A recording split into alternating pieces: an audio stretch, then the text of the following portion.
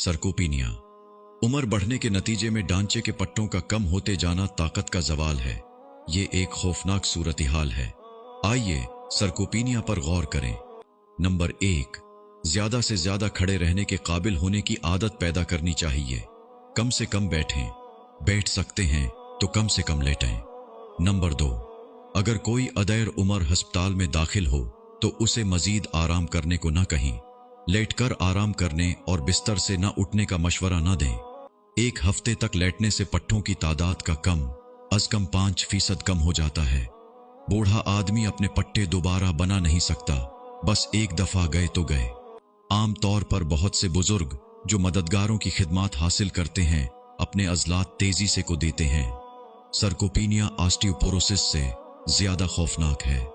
Osteoporosis में आपको सिर्फ मुहतात रहने की जरूरत है कि गिर न जाएं, जब कि सरकोपीनिया न सिर्फ जिंदगी के मयार को मुतासिर करता है बल्कि पट्टों की नाकाफी मिकदार की वजह से हाई ब्लड शुगर का सबब भी बनता है। नंबर 4, मसल एट्रोफी में सबसे तेजी से नुकसान टांगों के पट्टों को होता है, क्योंकि जब कोई शख्स बैठता है या लेटता है तो टांगें हरकत नहीं करती और टांगों के पट्टों की ताकत मुतासिर होती है। ये बहुत अहम है। आपको सरकोपीनिया से मुहतात रहना होगा। सीढ़ियां चढ़ना और उतरना, हल्की दौड़, साइकिल चलाना, ये सब बेहतरीन वर्जिशें हैं और ये पट्टों को बड़े पैमाने को बढ़ा सकती हैं।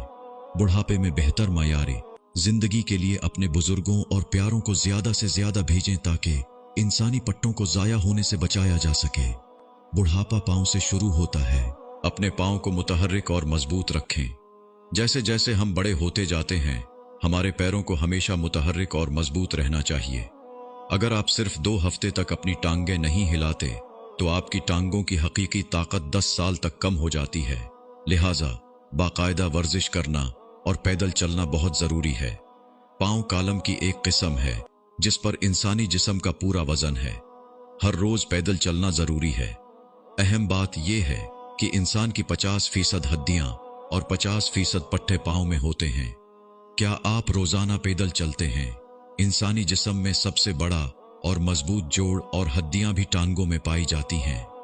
इंसानी सरगर्मियों और तवानाई का 70% हिस्सा पांव से होता है। पांव जिस्म की हरकत का मरकज है। दोनों टांगों में इंसानी जिस्म के 50% आसाब और 50% खून की नालियां हैं और 50% खून उनमें रवां है। बुढ़ापे का आगाज पांव से ऊपर की तरफ होता है। टांगों की मुमकिना वर्जिश 70 साल की उम्र के बाद भी करते रहें।